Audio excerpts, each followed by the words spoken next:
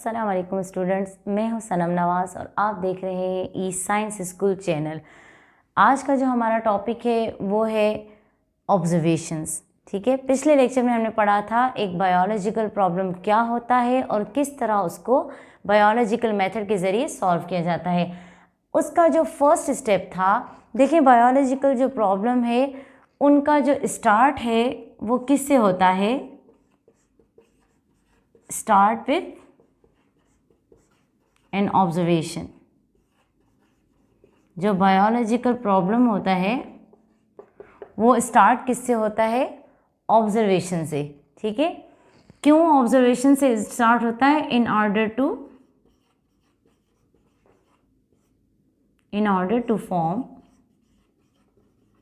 ए question. ठीक है, अब देखें किसी भी चीज़ को सबसे पहले आप क्या करेंगे? ऑब्जर्व करेंगे, उसका मुशाहिदा करेंगे, देखेंगे। उसी मुशाहिदे के दौरान आपके माइंड में जो है वो क्वेश्चन रेज होंगे कि ये अगर डिजीज़ चल रही है, उसके ये साइंस ऑफ सिम्टम्स हैं तो क्यों है? ठीक है ना। तो इसके बिना पर आप क्या करेंगे? एक स्टेटमेंट, एक क्वेश्चन आपके माइंड में आएगा कि ये मे बी इस तरह के हो, इस वजह से हो ये बीमारी। ठीक है, तो हमारा जो क्वेश्चन जो बनने जा रहा है वो किस तरह बनेगा? वो आपकी ऑब्जर्वेशन ही है, वो आपका क्वेश्चन बनाएगी। ठीक है, ऑब्जर्वेशंस जो है वो दो तरह की होती हैं। कितनी? एक होती है क्वालिटेटिव ऑब्जर्वेशन और दूसरा होता है क्वांटिटेटिव।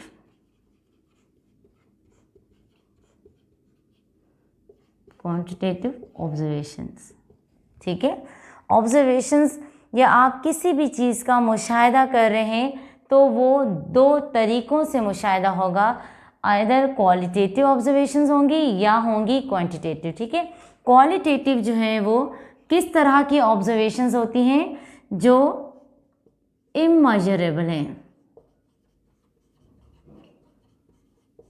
ठीक है, ये कौन सी ऑब्जर्वेशंस है? इमेजरेबल ऑब्जर्वेशंस हैं। और जो क्वांटिटेटिव होती हैं वो कौन सी होती है? मेजरेबल ऑब्जर्वेशंस होती हैं।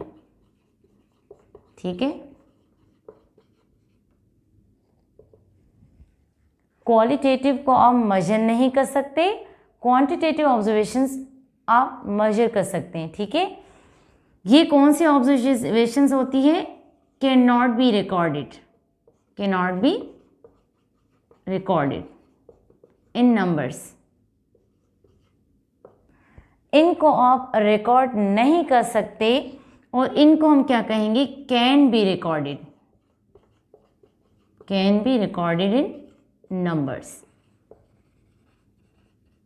ठीक है, इनको आप रिकॉर्ड नहीं कर सकते इन नंबर्स। और क्वांटिटेटिव जो ऑब्जर्वेशंस हैं उनको आप रिकॉर्ड कर सकते हैं। ठीक है, इन नंबर्स। और क्या इन दोनों में फ़र्क है? ये जो है वो वेरिएबल्स हैं और ये इन वेरिएबल्स। ठीक है, क्वांटिटेटिव ऑब्जर्वेशंस होती हैं। ऑब्जर्वेशंस कितने अक़साम की होती हैं? दो अक़साम की होती हैं। एक होती है क्वांटिटेटिव ऑब्जर्वेशंस, दूसरी होती है क्वालिटेटिव ऑब्जर्वेशंस। ठीक है, जो क्वालिटेटिव ऑब्जर्वेशंस होती हैं उनको आप मेजर नहीं कर सकते, क्वांटिटेटिव को आप मेजर कर सकते हैं। और इन ऑब्जर्वेशंस को आप रिकॉर्ड नहीं कर सकते इन नंबर्स में, जबकि क्वांटिटेटिव को आप रिकॉर्ड कर सकते हैं इन नंबर्स में। ये वेरिएबल्स हैं, चेंज होती रहती हैं, जबकि क्वांटिटेटिव इन वेरिएबल्स हैं। अब ये ऑब्जर्वेशंस कौन सी होंगी? जो क्वांटिटेटिव ऑब्जर्वेशंस होंगी वो होंगी कैसे? By using senses. यानी ये ऑब्जर्वेशंस जो आएंगी वो किस तरह आएंगी? By using sense. ठीक है, और जो क्वांटिटेटिव ऑब्जर्वेशंस होंगी वो किस तरह आएंगी? क्वांटिटेटिव आएंगी बाय यूजिंग इंस्ट्रूमेंट्स। ठीक है, अब जो क्वालिटेटिव ऑब्जर्वेशंस हैं वो आएंगी सेंसेस को यूज़ करके। फॉर एग्जांपल आपने कौन सा सेंस इस्तेमाल किया है? विजन, टच है, ठीक है, और हेयरिंग है, स्मेल है और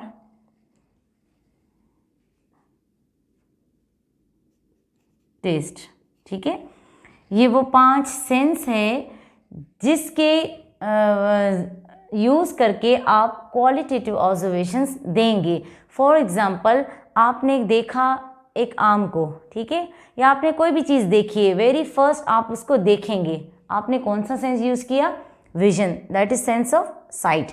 आपने देखते ही आप चाह रहे हैं कि आप उसको ख़रीदना चाह रहे हैं, देन यू विल क्या करेंगे? आप उसको टच करेंगे, ठीक है, तो आपने सेंस यूज़ किया। फिर आप देखेंगे, उसकी स्मेल करेंगे, तो ये क्या करें? उसके बाद आप ऑब्जर्वेशंस देंगे कि ये सही है, कैसी चीज़ें अच्छी है, इसका जायका कैसा है, इसका कलर कैसा है, ठीक है। तो ये वो ऑब्जर्वेशंस हैं जो आपने एक आम की क्वालिटी बताई है। किस तरह क्वालिटी बताई है? आप बताएंगे इन सेंसेस को यूज़ करके, ठीक है। अब हमने इनकी क्वालिटीज़ क्या लिखी कि ये इममेजरेबल है। फॉर एग्जांपल, आपने बता सकते कि आम जो है वो कितने ग्राम्स मीठा है। आप नहीं बता सकते कि आम जो है या कोई भी फ्रूट है वो उसकी आप नहीं बता सकते कि ये इतना ग्राम्स मीठा है। इसका मतलब है आप नहीं उसकी क्वालिटी मेजर कर सकते, ठीक है। दूसरा, उसकी जो क्वालिटी है वो कितना येलो रंग का है, उसको आप मेजर नहीं कर सकते, रिकॉर्ड नहीं कर सकते कि इतना जो है वो पर्सन वो येलो है, इतना ग्राम जो है वो मीठा है, ठीक है। और वो चेंजेस होती रहती हैं। किसी भी ये जो क्वालिटी है या ये जो ऑब्जर्वेशंस हैं, जो क्वालिटेटिव ऑब्जर्वेशंस हैं, उनमें चेंजिंग्स आती रहती हैं, वो वेरिएबल्स हैं। जबकि उसके बनिस्बत क्वांटिटेटिव जो ऑब्जर्वेशंस हैं वो किस तरह किस चीज़ों को यूज़ करके आप देंगे, वो आप देंगे।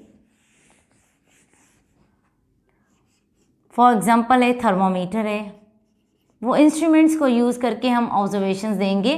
कौन से इंस्ट्रूमेंट्स? थर्मोमीटर है, बैलेंस है, बीकर है। ये वो इंस्ट्रूमेंट्स हैं जिनको यूज़ करके आप क्या देंगे? Quantitative observations. अब ये ऑब्जर्वेशंस कौन सी होंगी? इनको आप मेजर कर सकते हैं। फॉर एग्जांपल, आपने जो है वो 1 लीटर जो है मिल्क लेना है, तो आप देखेंगे कि इसमें क्या लिखा हुआ है? 1 लीटर मीन्स एक प्रॉपर क्वांटिटी लिखी हुई है 1 लीटर मिल्क की, ठीक है। और उसको आप मेजर कर सकते हैं कि हाँ ये 1 लीटर है। दूसरी बात ये है कि they can be recorded in numbers, उनको आप रिकॉर्ड कर सकते हैं नंबर्स में, और वो इन वेरिएबल्स हैं, उनको आप चेंज नहीं कर सकते, ठीक है। तो ये थी ऑब्जर्वेशंस। इन्हीं ऑब्जर्वेशंस पे क्या होगा? एक क्वेश्चन रेज होगा कि हाँ इसका जायका ऐसा है, या आप कहेंगे कि इसका वेट जो है वो इतना है। तो ये आप ऑब्जर्व करें। फॉर एग्जांपल, जैसे कि साइंटिस्ट ने according to your book, scientist जो है वो 1880 में जो लेवरॉन थे साइंटिस्ट, उन्होंने क्या ऑब्जर्व किया? उन्होंने मलेरियल पेशेंट्स के सैंपल्स लिए थे। किसके सैंपल्स लिए थे? मलेरियल पेशेंट्स के। उनके सैंपल्स को उन्होंने माइक्रोस्कोपिकली ऑब्जर्व किया। क्यों ऑब्जर्व किया?